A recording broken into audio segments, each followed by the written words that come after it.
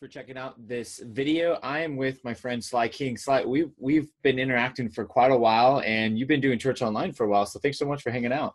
Hey man, thank you. By the way, you are the man. I just want everybody to know this. Like, this is that guy. Like, Jay is like that dude. You mentioned Jay Crandon. Like, yeah, I know him. Yeah, he's like that guy. Like, okay. Like if you looked up that guy, his face would show up. That's it.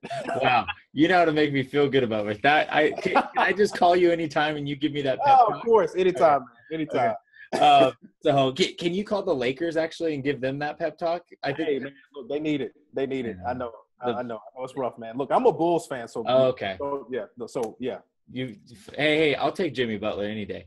So sorry. Okay, we're not gonna go. We're not gonna go down there. No, we're not gonna do that. So okay, so let's jump into this because I've been watching what you've been doing for a long time. You're doing so many cool stuff with Facebook Live and different stuff. But let's start from the beginning. How long has your church been doing church online? They've been doing church online now, I know, for at least about 7 years. It was right before I got there. So it's probably 6.5 to 7 years that they've been doing, online and streaming and that sort of thing. Yeah. And then and again, we ask this for perspective because the size does impact budget and time and all that. So how big is your local church? Well, we have 3 campuses. And so typically we're seeing, our membership is around, between 5 to 8,000 people that we have that are members. But we see people at 2 campuses here locally between Birmingham and Bessemer, and which you also have a campus in Anniston. And then we also have our online campus. So technically counting that, it's 4, but those are the campuses that we have. And so that's where we normally typically see our growth as far as in that, especially online. Sweet. And then how much time do you get? Because I know you're doing a bunch of different things. So how much time do you get to focus on church online in that campus? I spend a lot of time on that, honestly. I actually, funny you say that, I spend probably out of my week, I haven't calculated the hours, but I devote a lot of time to developing what we're doing and also working on ways that we can do what we're doing better. So I would say out of my day, I'll spend, out of an 8-hour day, I may spend 2 to 3 to 4 hours working on some of those things that are related to online, whether it's my team, or I should say my teams, from my support team to our interaction team that's with me for pre and post service. So I spend a lot of time on all those elements that go along with it. I'm actually really working on revamping our follow-up process that we have now to really make it where, by the way, that's why I said you're the man, because this whole funneling people to the right place has been something I have been so concerned with because it needs to be right. And so I literally, a whiteboard is your friend, because I literally have I was writing out every direction where I wanted that to go. And so we have a program that we're going to be using that's going to help with that too. Sweet. So it's, it takes a lot of my time, but I really am dedicated to making sure it's a good experience. I find anytime I start whiteboarding that, there's so many variables. It kind of can get I was talking to somebody about when this happens, and I'm like, because you have local and then non-local, and then you have, I know your pastor has a big, ministry too. And so it's like, how do you funnel them to a resource maybe they're looking for there versus the local? I mean, there's so many variables. I bet that whiteboard is just crazy. Yeah, it is. And what I tried to do to simplify it for myself, because I was like, this whiteboard could look like a web, if I wasn't careful. But what I tried to do was say, okay, we have an online connect card that people fill out. We have one that we have in-house. So what I wanted to make sure was, if Jay clicks on small groups, then there's something that takes him to another portion of something else that would direct him as to what his next step is. And so as looking at the connect card, I wanted to make sure that whatever was clicked or whatever you chose information about, you were getting directed in the right place.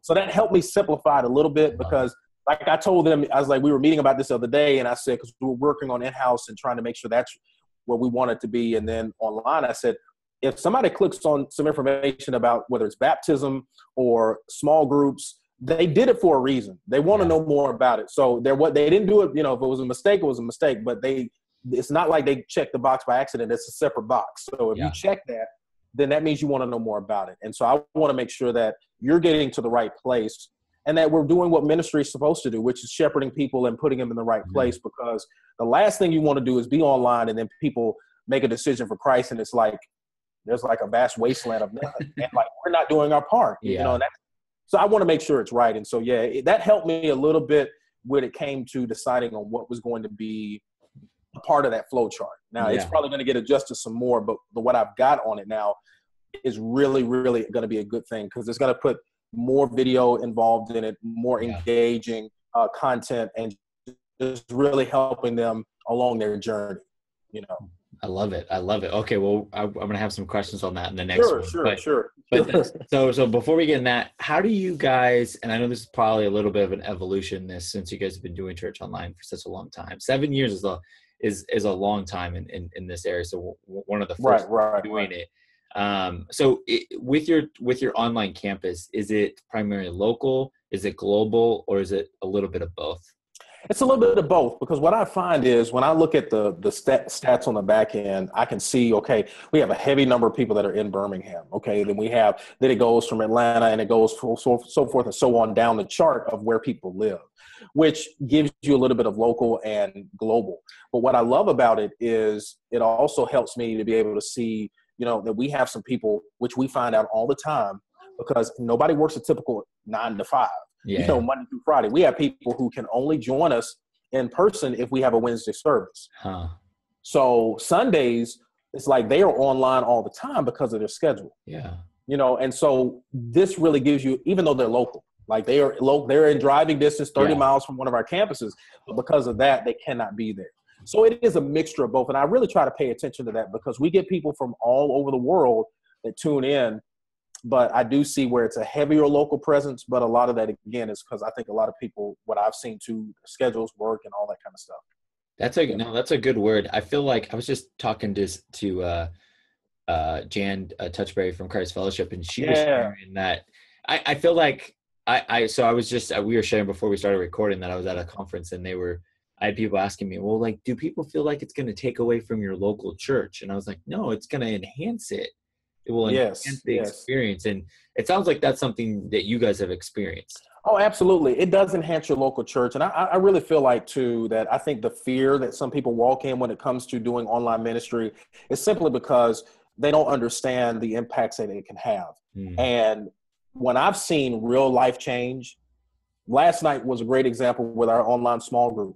We had somebody, I don't know where they were, but they literally was like, man, I had to pull the car over so I can continue to watch this. Oh, wow. Like, that is what I'm talking about. When we have somebody who is all the way up in Michigan, who's watching our small group and is in the parking lot of a grocery store in tears and sends us a message about that, that's what it's about. So when you can help people to understand, you can really impact someone's life. It's like anything else. How much are you going to devote to it, and how serious are you about doing it? If you are really serious about doing it and you want to help impact people, then you can help foster change. That's really very simple. It's the effort that you put into it and the amount of return you're expecting on the lives you can impact, I think, happens. And so I think locally and then globally, I think God has called us not just to be in a standard box. And I don't think church, as we look at it today in the four walls, the context of where we are in buildings, is the future. I really don't. I think that is still going to exist. But I think the four walls of the ministry are going to be much wider because of how people are connecting and communicating. The key for churches and ministry is going to be, how do we get in that space to get to where people are and not miss that nugget of how to really connect with those individuals, because they're not always coming through your doors.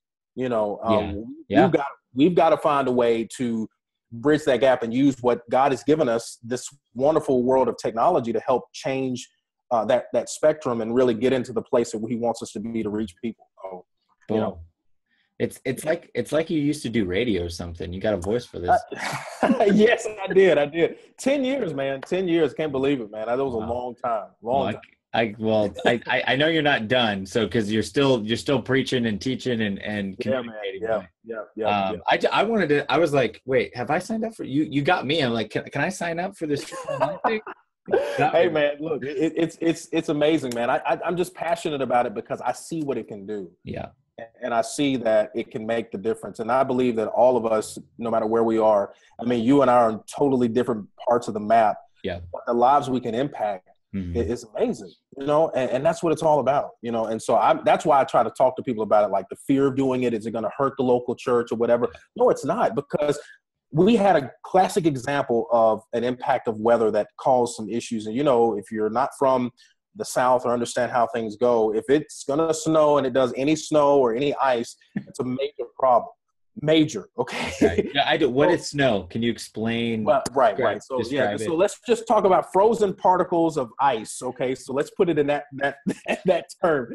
But we had a situation that impacted our service, and we had service. We had a Saturday prayer service online, and we had a which was on Facebook Live, and we had something else also that was on both Facebook and also was on our online campus. And the attendance numbers were unreal, you know. And I say that to say, we did not have service at any of our campuses. Yeah.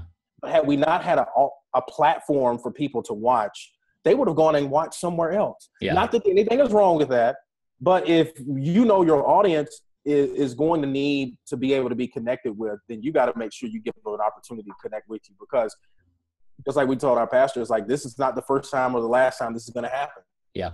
We just got to know that the fact that we were able to do this, and he was blown away by the number of views that we had on the Facebook Live broadcast. It was like, are you serious? I said, yeah. I've been trying to say this for so long. I'm like, please do more of this. Yeah. Like, now the numbers speak for themselves, but that's exactly what it's about. We were able to touch people that couldn't come to service, and people that probably didn't even know about our service, but they were able to experience something that was absolutely powerful. And people are still talking about that message that he did. And it was no music. Yeah. It was nothing extra. He was in his home office, and that's it. And it was that powerful. So that's why I think it's so important. Yeah. Well, so a question I had was around, I got a couple questions here, but sure. So you're spurring ideas. But right off the bat, who do you use for your church online platform? Like, who do you use for that? And then who do you use for live streaming? Sure. So we are actually, big shout out to Life Church. We are using the church online platform, and those guys are fantastic. I absolutely love it.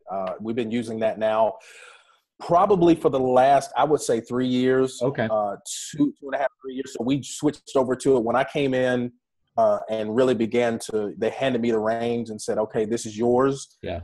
I began to look at everything that we were using, and I didn't like what we had before. I didn't like what we were using, and I was like, we need something else. And when I ran across this, I was like, whoa, this is fantastic. And then it's free.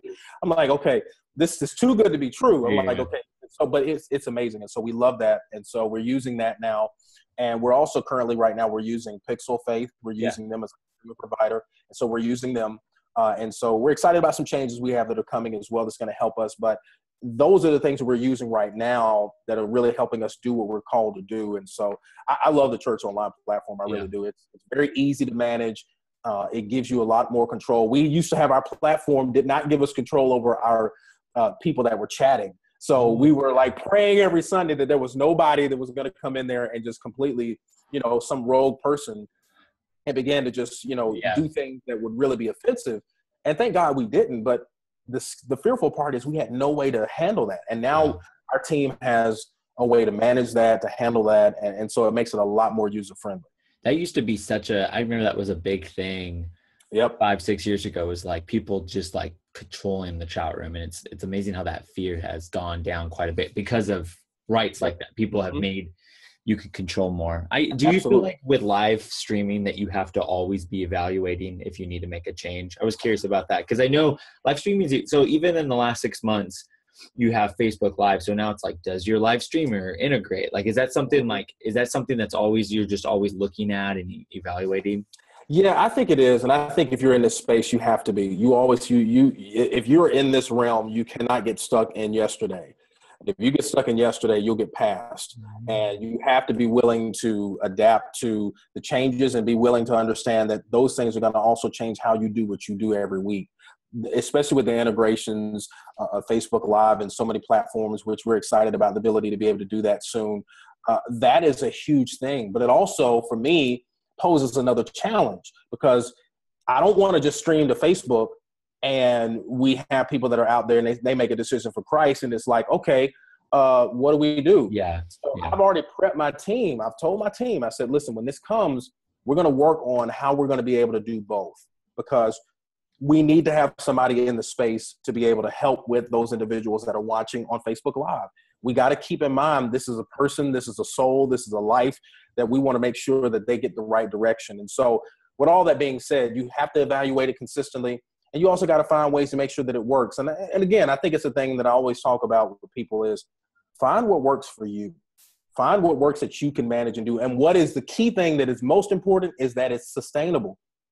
If you don't think you can sustain doing it, it may not be good for you. And that's okay for right now. You may not be there today, but you've got to evaluate what are under your wings to be able to manage and do, and how can you effectively do it. And so, yeah, you have to evaluate where you are. Because again, you and I could have this conversation in 6 months, 12 months, and we could be like, man, you know what? The new thing is A, B, C, and D. And like, we have to keep, like, in the back of my mind, I'm thinking about VR and I'm thinking about all that stuff. And I'm like, where does that fit in the realm of what we do? And you were saying that Periscope is still something for you that your ministry is seeing. You see a lot of interaction. We do. I mean, we were on it last night, and I think it's still a valuable platform. I think what Periscope did with their integration now that you can actually do what Facebook Live is giving you the ability to do to stream from your normal cameras on a Sunday that give you the broadcaster ability. I think that was really a huge step for Periscope because they realized that major companies and organizations and businesses in general that use media for their outlet, they had to get in the game or make sure they were still able to be in the game. And so, so I still think it's important. I still think it's able to be used because I find that you have a different audience on each platform. Yeah. You have a totally different audience. I think that that's something that matters. So, I think it's a thing where you still have to evaluate where you are, look at what you're doing, and then find ways to really improve it if you need to. And then, you try it. If it doesn't work, then, hey, you know what? It didn't work. That's it. It's not the end of the world. I can't believe how often just like you have to like just teach that principle of just trying. And if it didn't work, pivot. Like it's like don't get into a routine. But So like, and I know you're probably like me and you're always tinkering with this process, but what does it look like from a new person to a core person with your church online? What is the ideal process that they would go through?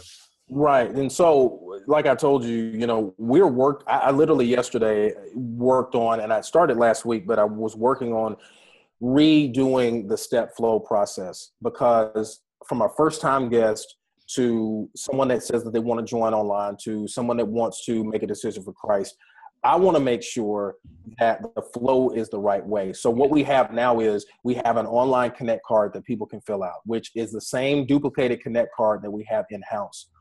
You just fill it out. It goes to our team that gets it, and they go from there and contact them, which is great. I think it's fine. But I'm like, I want to be a little bit more efficient because they're dealing with multiple campus Connect cards, and they're also dealing with online. And I'm like, but I want to change how online is really communicated to. So I want our first time guests to get a touch from myself right out the gate. Awesome. And then from there, depending on what their decision is and what they make on the card, if they say they want to get baptized, well, where are you in proximity of any of our campuses, and then if you're not, then, I'm working. The not yesterday had a bunch of question marks because I know we have some churches in areas, and they're familiar with those areas, and then directing them to the right place. And I'll say this, and maybe people may not think it, like it, but I have no problem if you come online and you give your life to Christ, you make a decision, and you want to get baptized, and you get connected to a ministry that we know of, and they decide to baptize you, and you go join that church and become a part of that church. I don't care. Yeah. The win has been you gave your life to Christ. Amen. You got baptized. You have done the most important thing you could ever do. And so that is a win for the body. I don't care about the fact that you're not online anymore. If we help get you to this place in life, then we did exactly what we were supposed to do. And woe unto any ministry who refuses to baptize somebody because they did not make a decision through their church. I really cannot stand that. But, that's where I'm working on those flows because, again, the process from when you watch to when you go somewhere, you have a next step. And I want people to realize you don't want people to just be out in the space. If you're going to do online, you got to be willing to either do one or two things. You're either going to do it or you're not going to do it. And if you're going to do it, you got to really find ways to connect people and help them. Because again, think about the believer who comes online who has never made a decision for Christ before. They make a decision and it's like, now what's next? What do I do? What is it that I can read? How can I grow? What, all these things. And so we're trying to say, here are things that you can do. Here are some steps to help you along your journey. There's a bunch of free tools that are out there available for you. We want to help you along that journey so you'll know, like, this decision that you made, how important it is, but also how you can grow through it. So yeah, so again, it's being revamped, but initially the first initial touch is we want you to fill out the Connect card. Yeah. We want to get that. And then our team reaches out to you as well, but we want to work on some ways. And I'm want to be more intentional on automating that. But then also what you've done with these ClickFunnels is fantastic, which is a great way to touch people. Yeah. And I'm working on some ways that can do the similar process and make sure that it funnels people in where we want them to go. What tool are you looking at using? Well, there's a program, and I mean, I don't think there's any secrets in any ministry. I mean, look, there's a program, there's a company called Infusionsoft. And if you've heard of it, I don't know if you've ever researched them, Jay, but by all means, research them. This is a robust, and I mean absolutely robust system. They came and met with us, and this thing can do any and everything. When I tell you, from automation to all the deep detail things you want to do. And so I'm looking at possibly using them to help with sending the content that I want to send to those individuals once they click that. So it'll be a channel process. And so still trying to work through some things to see if we do that, will it still go to our team, and will it still they still be able to get something from Infusionsoft as well? So will it split it? Which is, I think it can from what they told us. But it's a great program. And so we're looking at using them because we're using them for some other stuff. And since we already are, I want to look at that and see, hey, can we use that? But it is a fantastic program. It's a tough, I've messed with it. I will just say anybody, I guess anything automation, it takes time. It's work. You got to figure out how to use it. But Infusionsoft is the big player. They're the ones that, I mean, it's heavy software, but it's really good at what it does. Yeah, it's heavy and it's great. We got some training next week, and so I'm looking forward to diving into it. But it's a beast. It's just got so much stuff. And once we figure that out, like you said, figuring out the automation piece, being patient through all of that, it's going to really help how we kind of foster what we're trying to accomplish in-house and also online. So that makes sense. I it's funny how you just. And I know you're the same way with online. Like, I just get tools and I have to figure out how to use them. I didn't know how to use Wirecast. I got Wirecast and I was sitting there messing around with it. And I was watching YouTube videos and I was, it's like, with anything, that's an amazing thing there's so many different ways to learn how to use something. Yep. I think for those who are watching this, Autopilot is another one that people talk about. It's lighter. It's not as robust as Infusionsoft. I use MailChimp automation, which is even a lighter version of it. But what I love where you're going with this is the hard part is sometimes, like MailChimp, the problem is that it's a very linear automation trail. Right. Boom. Autopilot you can create, but I want something that, and this is what I like about Infusionsoft, or even if you use HubSpot or something like that, is I want it to talk. I want it to be smarter and more intelligent. I want it to know, and that's why where you're going is a lot wiser and it's more work, but it will pay off. Yeah, it's going to be tough on the front end because I've just mapped out how it's going to look potentially. Yeah. But I think the challenge is it's going to really work once I get it laid out the way it needs to, because then the automation is going to really kick in, because you can build these campaigns, because if you do this, you get this. If you do this, you get this. And it's going to really put it on a path. And so once it's in place, it's going to make the experience amazing. I think the challenge is setting it up, and the times I'm going to have to get in front of the camera, who else is going to have to get in front of the camera. Yeah. But once that's done, it's going to be like, oh man, wow, this is a smooth flow, but it's going to direct you to where you want to go. So yeah, it's pretty sweet. And then, how has Facebook Live, because I've seen these conversations you've been doing and you've been doing a lot in that area. How does Facebook Live interject into this funnel? Is that more of like, are you still trying to push people ultimately to your church online page? Is this more of like, well, there's just more people there, so we're going to jump on there? Like, what's the thought? I think right now too, it's a combination of things. I think that there's a real understanding that space is needed to be in. And so what I'm trying to figure out is, okay, if we do actually go in this route and we do stream there, like what's the next step for those individuals? Yeah. Ultimately, it's basically like this.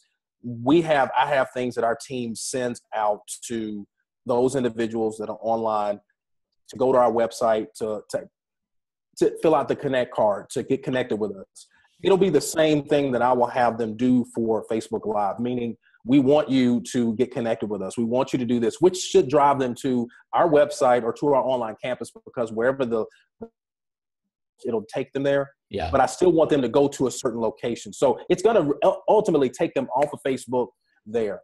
But I'm going to tell you where my mind has gone. And this is how I think. Yeah. I've always wondered, and I said, and that's why I believe being on these platforms, Facebook Live and doing this stuff is so important, because just like we're doing with our small groups, and though people cannot talk back to us visually like we are, but what stops that from happening? When somebody develops a technology like you can do with Zoom and other things like that, when someone raises their hand, you can actually have them come up and they actually can talk to you. That's going to be a game changer as it relates to communicating with those individuals. Yeah. And the fact that we're already in that space doing some of those similar things, although it's not verbal, it's more so, chat response, that is going to be really, really huge. But I think ultimately the place you want to take them is to get them to a next step in life. And so if that's taking them to your website, that's taking them to another place, it's letting them know that although you're watching this, you're not just watching a service. And I've seen ministries that have Facebook Live, and it's like people are chatting and talking, and I haven't seen anybody, in some of these places on there responding back to people, saying anything, and helping people. I don't want to be in that space and we're not putting people in the right direction. And so, yes, if it drives into our website, then great, because we want to get them somewhere to realize you have a next step. There's something we want you to do this. You need to do. Yeah. So what's the call to action? It's fill out this connect card so we can get for you. Yeah. Yeah. And I think I love that. I love that clear action step on the website, driving them to that next step. And then you can funnel them down all the way down and use it Facebook Live. I mean, it's so simple, but I feel like we can overcomplicate it. We can overcomplicate it. And the biggest thing, like I want to tell them is, I say, listen, if they're on there, we want to get them. If the biggest thing we get them to do is to fill out this connect card, guess what? Everything on there is going to help us know what they need. Yeah. They want to get prayer. They want to get in a small group. They want to know more about Growth Track. They want to make a decision for Christ. They want to get baptized. All that's there. We don't have to complicate that. I don't have to build out anything on Facebook. Just send them the link, let them fill it out. And when they do, that's when the great thing with this whole Infusionsoft stuff will work, where I can get them connected to where they need to go. And then it's going to channel them to whatever it is that we want them to do. So that's going to be the good part. Well, okay. So I guess my last question is, what's the number one tool that you wish you had when you started Church Online? Oh, wow. Goodness. I really honestly would say, if I had to say what was the number one tool I wish I had, I would say something that's really going to do what Infusionsoft is really doing. Yeah. I think something to really help me because I'll be very transparent. When I first started doing Church Online, it was like there was no real understanding as to what was happening after somebody clicked something. Yeah. And I didn't really know. And I had to sit down with the team and hey, what's happening? What do they get when they say, I want to make a decision for Christ? What happens? Because I don't know. Yeah. And I think having the understanding of that now, and I think knowing exactly what's supposed to happen, if I'd had that in the beginning, it would have helped me a whole lot more, because then I'd have been truthfully, I would have been further along than I am now. But again, that's one of those things. It's a learning process. Yeah. But I really feel like that's a great tool, because all of us, if you're doing it and you're trying to do it the right way, you want something that's going to help you direct people to where you want them to go, and you're not just having people out in space doing, nothing, and you don't know where it's going. It's like you click this imaginary button and then it just goes somewhere, and you don't know who gets it, and you don't know how it's responded to. But having that information, I think if I had had that in the beginning, it would have helped me tremendously. And then two, the other thing, I know it's a two-part, answer, but really, honestly, the Church Online platform. And if I'd have had that from the very beginning, I think it would have changed everything, because ours was not a pretty sight as far as my concern. It was too dark. It was it didn't look as inviting, and it didn't give us the ability to do the stuff we're able to do now. Yeah. And so those are the things I'm like, man, if I'd had that, that would have been huge. Yeah. Huge. Well, dude, thank you so much for everything you're doing, Sly. Really, I'm going to be putting links to what his church. Check out what he's doing. He also helps churches as well. He does a bunch of stuff. So you're killing it. I can't wait for many more conversations. I'm really curious when you dive into Infusionsoft, like that's a, dude, I'm gonna let you know, man. I'll make sure and let you know because I want you to see kind of like, I'm like, man, look, you need to make sure you get this because I really want to see, is it going to be able to execute what I wanted to execute? Because what I've got written out, if it can do that, yeah. I'm like, look, you might want to check into this because this is what it will do for you. And it's like, not set it and forget it, but it literally makes what you do so much easier. Yeah. So I will, man. But thank you for having me, man. You are really, honestly, you're killing it yourself. I look at what you do, man, and I see the impact you guys are making and the stuff that you guys are doing and what you're doing with your podcast and all the video stuff you're doing with everything, man. You're helping so many people that you don't realize you're helping in this area, man. And we're all doing it for one great purpose. Amen. And that's for the kingdom. And so, man, kudos to you. And anytime, man, just let me know. You know, I got you. Well, thanks so much, man. Have a good day. And for everything else, we're going to put this in the blog post as well, awesome. In the description on YouTube. And I got like 50 YouTube clips out of this. So, hey, well, that works. That works. Yeah. Thanks, Jay.